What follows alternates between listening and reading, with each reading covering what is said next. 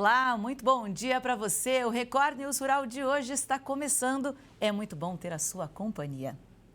Olha, o cooperativismo vem consolidando a sua força econômica e social em Goiás.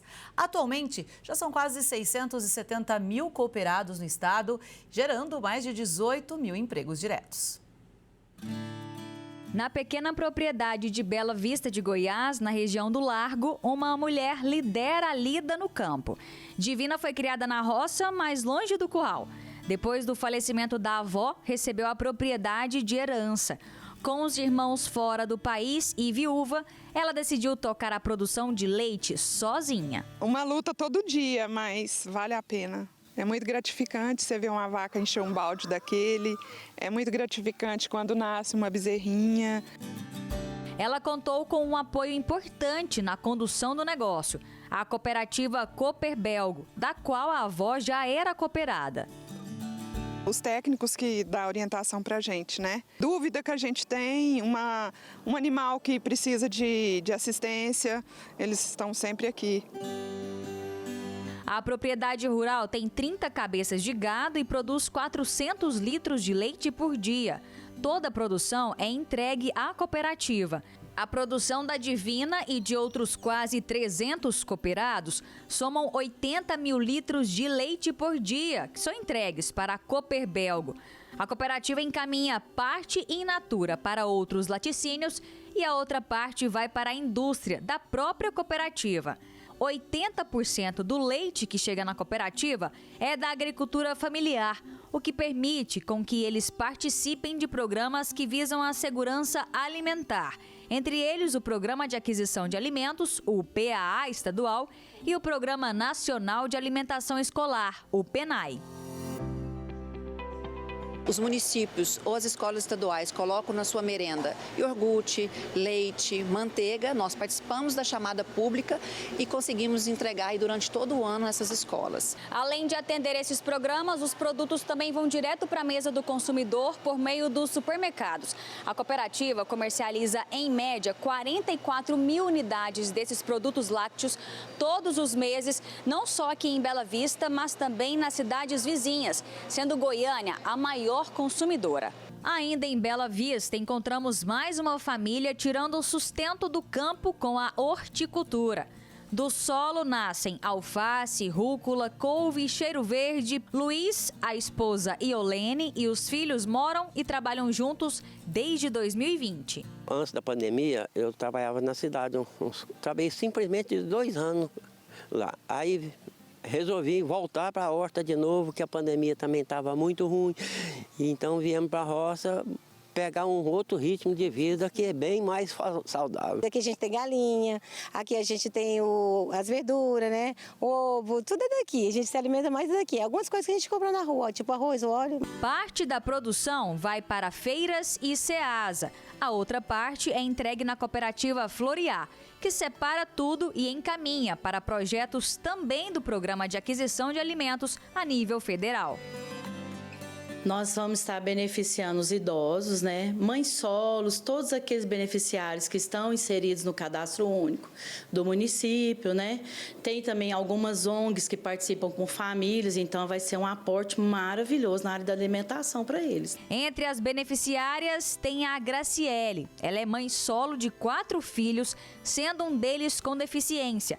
E a doação faz uma grande diferença na casa dela. Significa um apoio para minha família, igual eu que não posso trabalhar de carteira assinada por causa que eu tenho que ir nas consultas dela, essas coisas. Então acaba sendo um apoio muito grande para mim. Na cooperativa Floriar são 54 cooperadas, todas mulheres. 70% delas fazem parte de programas que visam combater a fome. Como cada família produz pouco, quando a gente reúne fica muito. Então a gente consegue melhorar a logística, participar de programas, enfim, abre uma infinidade de portas para os agricultores e agricultoras familiares. De acordo com o Panorama do Cooperativismo 2025, divulgado pelo sistema OCB Goiás, o número de cooperativas no estado saiu de 251 em 2023 para 266 em 2024. O ramo mais predominante é do agronegócio, com 86 cooperativas. As cooperativas goianas movimentaram cerca de 31 bilhões de reais no ano de 2024, sendo o setor agropecuário líder das atividades com faturamento anual de 16 bilhões de reais. São 49 mil cooperados, que geram mais de 7 mil empregos nas cooperativas do agronegócio. Todas as cooperativas promovem uma transformação pessoal e na comunidade. Pessoal porque as pessoas aumentam a sua renda, aumentam o seu profissionalismo e a comunidade que recebe, né, os reflexos dessa cooperativa, da produção dessa cooperativa, dos resultados que ela produz, para que ela também cresça junto com todos os cooperados e também com a empresa cooperativa. A falta de chuva impacta a produção de cana na safra 2025-2026. A condição desfavorável foi registrada principalmente na região Centro-Sul. O cenário foi constatado durante a fase de desenvolvimento das lavouras em 2024 e parte de 2025, principalmente na região Centro-Sul. A irregularidade nas chuvas e o excesso de calor influenciaram na produção de cana-de-açúcar na safra 2025-26.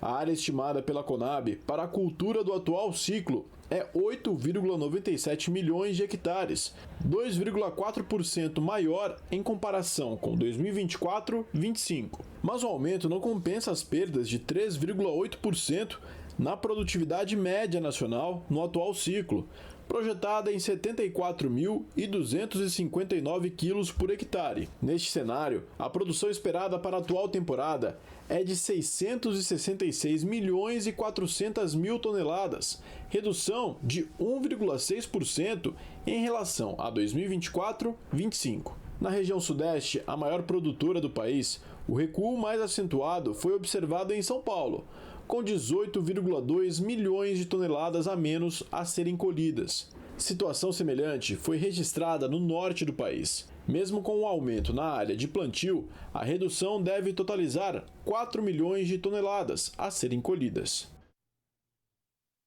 Os preços do arroz seguem em queda. No acumulado de 2025, a baixa é de mais de 40%. De acordo com pesquisadores do CPEA, as indústrias registraram forte diminuição nas vendas de setembro para outubro. Isso tem reduzido o interesse na aquisição de matéria-prima e a compra de arroz continua sendo apenas para reposição pontual de estoques. Por isso, os valores continuam em queda. O indicador do arroz em casca CPEA-IRGA, RS, 58%, de grãos inteiros, pagamento à vista. Para a saca de 50 quilos, registrou média de R$ 58,00 em outubro, 6,2% inferior à do mês anterior e 51,4% abaixo da do mesmo período do ano passado, em termos nominais. No acumulado de 2025, a queda nominal é de 43,2%. O indicador do algodão em outubro foi o menor em 16 anos. Entendo por quê. Em relação a setembro deste ano, o preço do algodão em pluma registrou queda de 5,16%. No comparativo com outubro de 2024, a desvalorização foi de 12,7%. Isso porque no mês passado, o indicador CPEA-ESALQ, pagamento em 8 dias, teve média mensal de R$ 3,5176 a libra peso. Com isso, o preço médio no Brasil no mês passado foi o menor desde outubro de 2009. De acordo com agentes consultados pelo CPEA, a queda é resultado da oferta nacional recorde, dos insumos domésticos e internacional contidos e dos menores patamares nas cotações externas e no dólar. Nesse contexto, as negociações do spot nacional ocorrem de forma pontual e os agentes seguem concentrados no cumprimento de contratos a termo. Já os produtores estão focados nas atividades no campo com o plantio da nova safra de grãos. Com produtores pouco interessados em negociar, os preços do café seguem variando no mercado. A expectativa pela isenção do café da tarifa extra imposta pelos Estados Unidos é um dos fatores que tem feito o preço do grão oscilar nas últimas semanas. De acordo com o CPEA, as condições climáticas no Brasil e no Vietnã e o cenário de oferta ajustada também impactam nos valores. Do lado do produtor, há pouco interesse em negociar em decorrência da limitada liquidez no mercado spot nacional. No campo, as chuvas registradas com a chegada da primavera favorecem o desenvolvimento das lavouras de arábica e melhoram as condições das plantações de robusta, principalmente no Espírito Santo. Para o início da safra 2026-2027, os produtores esperam mais chuvas para o bom desenvolvimento das floradas. Vamos saber então como fica o tempo em todo o Brasil nesta quinta-feira? Confira agora na previsão.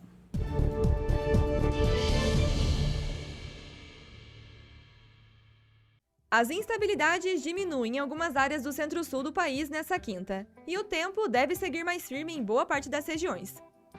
No sul, o avanço de uma área de baixa pressão volta a aumentar a nebulosidade no período da noite, enquanto no sudeste, a influência de uma frente fria sobre o oceano ainda mantém um tempo instável em parte da região. No centro-oeste e no norte, além do interior da Bahia, Maranhão e Piauí, as pancadas de chuva continuam. No sul do Brasil, céu parcialmente nublado, no litoral e com tempo mais firme no interior.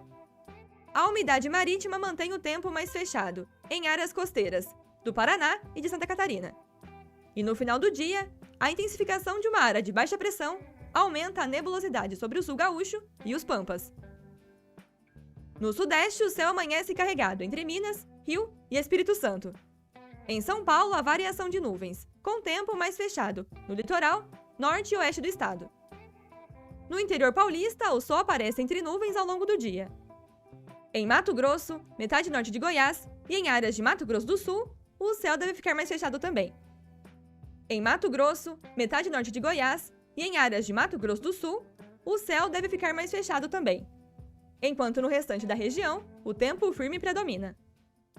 No Nordeste, céu mais encoberto no sul e oeste da Bahia, além do Maranhão e do Piauí. E na região norte, nuvens mais carregadas em Roraima, Rondônia, Amazonas, Pará, Tocantins e metade oeste do Amapá. No sul, o tempo volta a ficar mais firme na maior parte da região, com chuvas fracas e isoladas no litoral, e de maneira moderada a forte no noroeste do Paraná.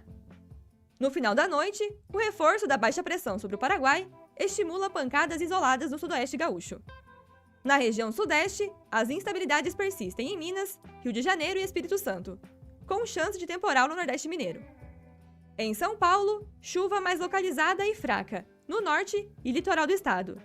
E no oeste paulista, as pancadas podem ocorrer de maneira moderada a forte. As chuvas perdem força em Mato Grosso do Sul, ficando restritas ao oeste e sul do estado. Em Mato Grosso e na metade norte de Goiás, as pancadas ainda ocorrem, de maneira moderada a forte, e com risco de temporais isolados em alguns pontos. As pancadas se espalham pela metade oeste e sul da Bahia, com chuva moderada a forte densidade. Na metade sul do Maranhão e do Piauí, as instabilidades vindas do Tocantins mantêm chuva mais intensa em alguns momentos. E no norte, as pancadas de chuva aumentam em Roraima e se mantêm em Rondônia. No Acre, Amazonas, Pará e Tocantins, as instabilidades também continuam. Rajadas de vento variando ao longo dessa quinta, podendo chegar até os 70 km por hora, no litoral fluminense e capixaba. E o tempo seco continua no interior do Nordeste, além de áreas no Paraná, Santa Catarina e Rio Grande do Sul. Principalmente no Ceará, oeste da Bahia e do Rio Grande do Norte, onde a umidade do ar pode ficar abaixo de 20%. E em relação às temperaturas para essa quinta, máximas de 23 graus em Porto Alegre, 22 em São Paulo, 32 em Salvador e Manaus, 30 em Palmas, Goiânia e Campo Grande e 33 em Cuiabá. A COP30 está movimentando o Brasil. 143 delegações confirmaram presença no evento em Belém. A expectativa é que 55 mil pessoas participem do evento. Para receber os visitantes, a cidade passou por obras e uma delas foi a do Complexo Ver o Peso. O local é um dos cartões postais de Belém. O mercado contabiliza cerca de 5 mil trabalhadores, entre empregos diretos e indiretos, e movimenta aproximadamente R$1 milhão por dia. O centro recebe diariamente cerca de 20 mil pessoas e é tradicional no comércio de peixes e açaí. O Pará é o maior produtor do fruto do Brasil, responsável por 90% da produção nacional. Dados do IBGE, Instituto Brasileiro de Geografia e Estatística, Estatística apontaram que o estado colheu em 2024 1,6 milhão de toneladas, com uma produtividade média de 6.500 quilos por hectare. Além da obra no complexo Ver o Peso, o governador investiu também em infraestrutura urbana, mobilidade, saneamento e hospedagem, com o objetivo de preparar a cidade para receber o evento e deixar um legado para a população. Essa COP30 movimentou muito, estruturou muito a cidade em geral. Espero também que eles tenham dê continuidade no trabalho que estão fazendo aqui, né? Não parem, as obras continuem. Não seja só por causa da COP30. O Brasil não é só o eixo Rio-São Paulo. A gente tem Belém, a gente tem a Amazônia. E olhar para isso, trazer este olhar para cá é muito importante. A 30ª Conferência das Nações Unidas sobre as Mudanças Climáticas, que começa na próxima semana em Belém, deve discutir a agricultura tropical como parte da solução climática. Quem encabeça essa conversa é Roberto Rodrigues, professor emérito do FGV Agro e também enviado especial para a agricultura na COP30. E é ele mesmo quem chega para falar com a gente agora sobre isso no Record News Rural. Professor, muito bom dia, sempre um prazer conversar contigo. Bom dia, o prazer é meu, minha filha. Obrigado. Obrigada. Bom, então vamos lá. Professor, quando a gente fala de mudanças climáticas, não tem como não falar de agropecuária. Até porque o setor sofre os impactos, mas também pode fazer parte da solução, é isso? Sem dúvida nenhuma. Particularmente por uma razão bastante conhecida, que é o fato de que a agricultura sequestra carbono, portanto reduz as emissões de gases de efeito de estufa, que são aqueles que acabam provocando o aquecimento global. Então, a agricultura tem um papel central. Só que a agricultura, né, Ingrid, é um setor muito disparo, de diferenças muito profundas, tem de tudo, né? Tem a pecuária, tem a agricultura de alimento, tem a agricultura de grãos, tem a agricultura de fibra, tem floresta, tem peixe, tudo isso entra com a agricultura também. Então, alguns setores são mais sequestradores do que outros, alguns setores são mais emissores do que outros. Mas, de maneira geral, você tem toda a razão. A agropecuária brasileira é uma agricultura sustentável, competitiva, eficiente e que tem contribuído para reduzir as emissões de maneira bastante dramática no Brasil. Bom, o senhor é um enviado especial escolhido, né, para estar ali representando a agricultura brasileira. Como é que foram os preparativos para chegar até a COP30? A gente está nas portas, né, nas vésperas do início do evento. Como que foi pensada essa agenda do setor?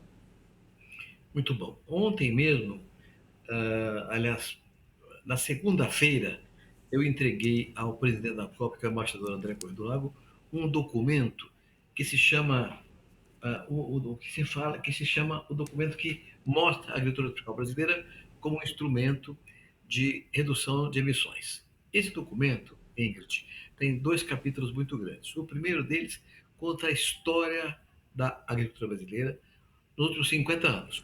Por quê? Porque há 50 anos atrás, nos anos 80, século passado, o Brasil importava 30% da comida que consumia. Imagina um país desse tamanho importar comida. Então, houve uma ação importante do governo período daquela época, uma ação estratégica, criando a Embrapa e dando origem à agricultura tropical sustentável no mundo. Aqui no Brasil, inaugurada aqui no Brasil. Hoje, o cinturão tropical do planeta, pega a América Latina, toda a África subsaariana e parte da Ásia também, é o cinturão que congrega tudo que se faz de tropical na agricultura. Mas o Brasil é o líder desse processo. Então, essa história que eu vou contar no documento entregue ao presidente da COP, Correia do Lago, conta essa história e mostra o que foi feito para chegar lá, com uma ênfase clara, que é a tecnologia. O sistema de inovação criado no Brasil, com tecnologias novas, todas sustentáveis, permitiu esse espantoso crescimento que o Brasil teve nesses 50 anos. A segunda parte mostra uma coisa que é de interesse do Brasil, da COP e do presidente da COP, que é o embaixador Pedro Lago, e que é a seguinte, mostrar que tudo isso que foi feito no Brasil em 50 anos é replicável no mundo tropical, mesmo considerando as desigualdades, diferenças que existem da África climática nos países tropicais da América, da Ásia, da África, etc. Mesmo considerando essas diferenças, o modelo criado no Brasil é replicável, de modo que o mundo tropical pode ser o responsável pela segurança alimentar. Mas não só alimentar, energética também. E aqui, de novo, o modelo brasileiro é espetacular. A matriz energética brasileira, Ingrid, tem 50% sustentável. Do mundo é 15%, um terço da nossa. Só que desse 50% sustentável, Mais da metade é da agricultura. Etanol de cana, etanol de milho, biodiesel, biometano, lenha, eletricidade gerada nos órgãos de produção de álcool, de milho ou de cana e de soja também, que é o farelo de soja. Tudo isso é alimento animal. Então, a agricultura brasileira, energia e alimentos se somam na agricultura circular. Esse modelo é replicável no planeta, no cinturão tropical. E é isso que o Brasil quer mostrar para o mundo. O Brasil pode ser responsável por um processo que permita ao mundo tropical produzir comida, energia e fibras, cuidando do clima, com tecnologia, com ciência, basicamente desenvolvida no cinturão tropical do planeta, o Brasil liderando, e isso tudo com sustentabilidade, de tal forma que nós podemos ser o grande protagonista mundial, Ingrid, de um programa de segurança alimentar continental, planetário. Isso é muito importante, por quê? Porque a agricultura de alimentos é paz. Um país com fome não tem estabilidade social nem política. Vive uma instabilidade muito grande que pode gerar até problemas políticos para os governos de plantão. Então, alimentar o mundo é a garantia de paz também no mundo. Isso é o que o Brasil quer mostrar na COP. É interessante, né, quando o senhor fala aí da agricultura tropical, porque tem muito mais gente no hemisfério sul do que no hemisfério norte, né? Consumindo, enfim. Então, esse desenvolvimento da agricultura é muito importante, principalmente nesses países também. E aí, é interessante quando a gente fala que o Brasil, por exemplo, ele aumentou nos últimos anos 100% da sua área agricultável, digamos assim, e mais de 400% a sua produção. Isso com tecnologia, isso com ciência. E aí a gente precisa mostrar para o mundo que é possível e que dá para fazer. É verdade. Você tocou num ponto-chave. Esse espantoso crescimento da produção agrícola se deve aos 5 fatores, 4 internos e 1 externo. Os internos são, primeiro, tecnologia. Você falou aí, inovação tecnológica. Segundo, empreendedorismo. O produtor rural brasileiro foi para frente, foi para o setor, foi para o sertão e produziu comida e energia por lá. O terceiro foram políticas públicas que permitiram esse crescimento. Crédito rural, seguro rural, tecnologia, infraestrutura logística, tudo isso funcionou para esse crescimento acontecer. O quarto é terra disponível. O Brasil tinha terra disponível no centro-oeste e essa virada, a tropicalização da agricultura ocupou esse espaço no centro-oeste. Então, são 4 fatores nacionais. Tecnologia, infraestrutura logística, o tema da terra disponível, empreendedorismo e políticas públicas.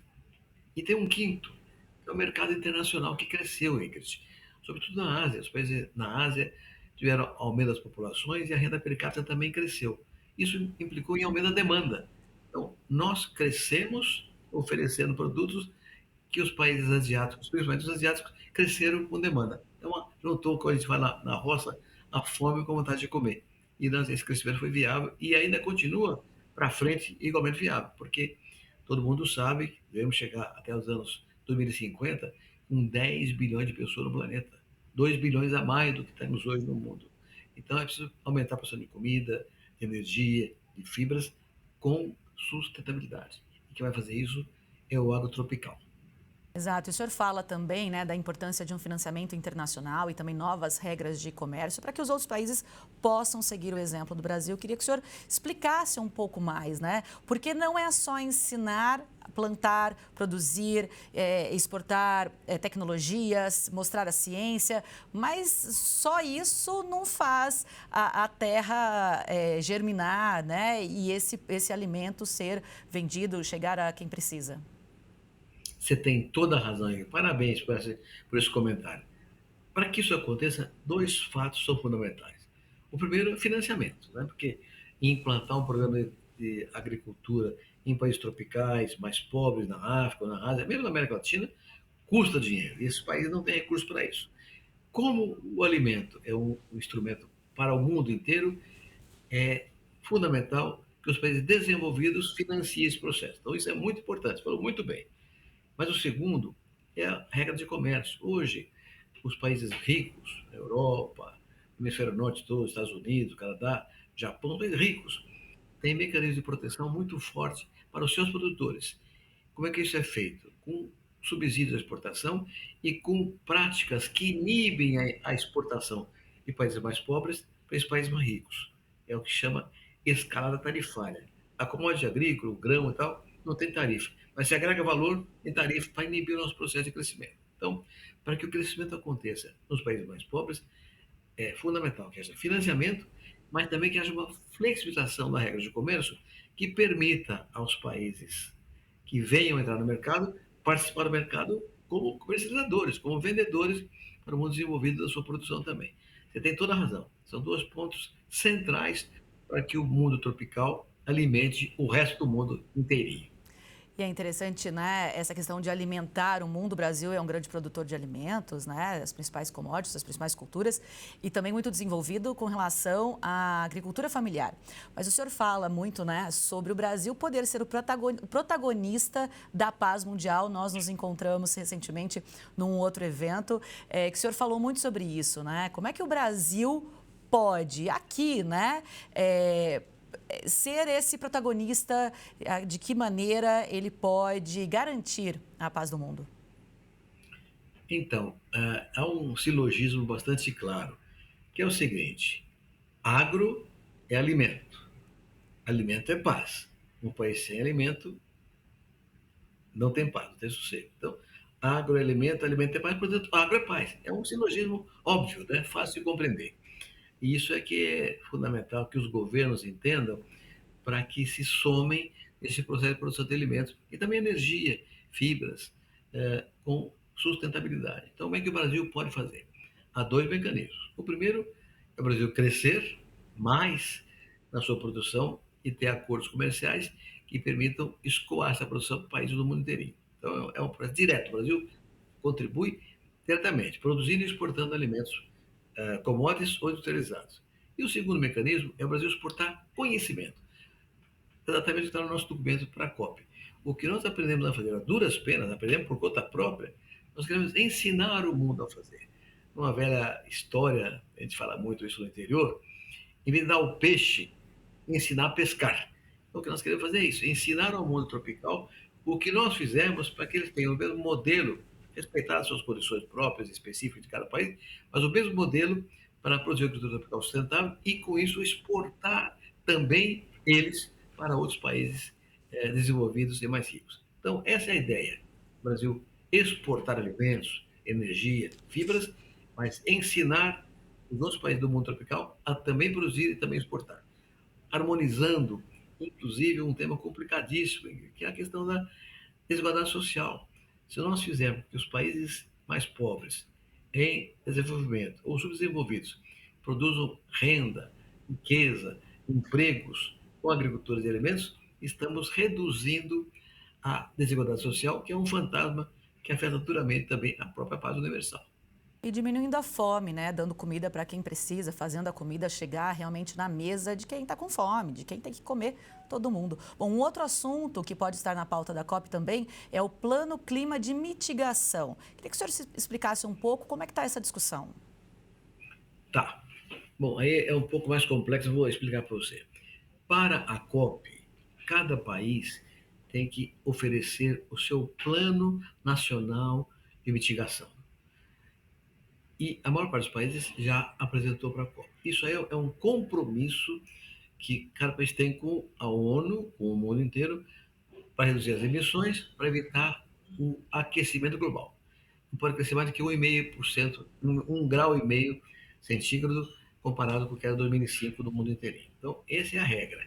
Cada país apresenta a sua metodologia, o seu projeto, a sua proposta de redução de emissões. Isso já está feito para a COP. A maior parte dos países já fez isso aí. Agora, a segunda parte é como cada país vai fazer isso. É um problema dele. Na COP, o que tem que ter é a informação do que cada país vai fazer. É um compromisso assumido formal. Então, cada país tem que cumprir esse compromisso. Como vai fazer? Vai reduzir a emissão de combustíveis, ou no desmatamento, ou na agricultura, ou no trânsito interno e externo. Onde vai ser reduzida a indústria? Onde vai ser reduzida? Isso é um problema do país. Mas uma parcela do governo brasileiro quer apresentar na COP a sua receita. Como ele vai fazer isso aí? E houve um problema de desentendimento entre o Ministério do Meio Ambiente e da Agricultura, porque atribuiu-se à agricultura as emissões do desmatamento ilegal, o que não é justo, né? A agricultura que não desmata, nem legal, nem ilegalmente, não pode pode pagar por um crime cometido por gente que desmatou ilegalmente. Então, esse tema virou uma discussão muito séria entre o Ministério da Agricultura e também o setor privado agrícola brasileiro, o Ministério do Meio Ambiente, e está chegando a um acordo. O Ministério do Meio Ambiente está mudando bastante a sua posição e eu espero que até o final dessa semana, viu, Ingrid, a gente já tenha resolvido essa questão, porque há muito boa vontade dos dois lados para que essa coisa seja conduzida de maneira mais equilibrada e com justiça, porque não é justo que o produtor correto, faz tudo certinho, pague pelo criminoso, que não é agricultor, é um bandido que desmata ilegalmente e comete um erro inaceitável no Brasil. Então, o Plano Clima está sendo ajustado no entendimento da agricultura e do meio ambiente para que todo mundo fique tranquilo. Eu sempre falo assim, olha, você não pode, vamos supor que o seu vizinho seja assassinado por um assaltante qualquer. Você não pode ser culpado porque é vizinho. É mais ou menos isso. Desmatamento ilegal é feito por bandidos, por aventureiros, garimpo clandestino, incêndio criminoso, invasão de terra. Não é o agricultor que faz, então o agricultor não pode pagar. E o Plano Clima que estava colocado dizia isso, a agricultura paga, que é ilegal. Então isso foi uma discussão muito grande e agora finalmente está chegando a um acordo entre a agricultura e o meio ambiente e as coisas vão correr. Espero que se resolvam até o final dessa semana. Exato, a gente segue acompanhando essa discussão e é aquilo que a gente sempre diz, né? Em todas as áreas tem o bom profissional, tem o mau profissional. A gente entende nesse contexto, né, de queimadas, por exemplo, desmatamento, que o produtor que possa estar fazendo é o número mínimo e que é aquele que é considerado um mau profissional, né? Como em todas as áreas tem. Então não dá para penalizar todo mundo por práticas que são sim ilegais. Professor, eu quero agradecer muitíssimo a sua presença aqui com a gente, desejar um bom evento e a gente vai, claro, acompanhando todas essas discussões e observando aí o desenrolar das reuniões. Ingrid, muito obrigado pela oportunidade e vamos torcer para dar tudo certo no Brasil. O Brasil pode ser um exemplo para o mundo, aproveitando a oportunidade da Copa. Muito obrigado e até a próxima, se Deus quiser. Até a próxima. Obrigada, bom dia. E é isso, essa edição do Record News Rural vai ficando por aqui. Muitíssimo obrigada pela sua audiência e companhia. Até a próxima. Tchau, tchau.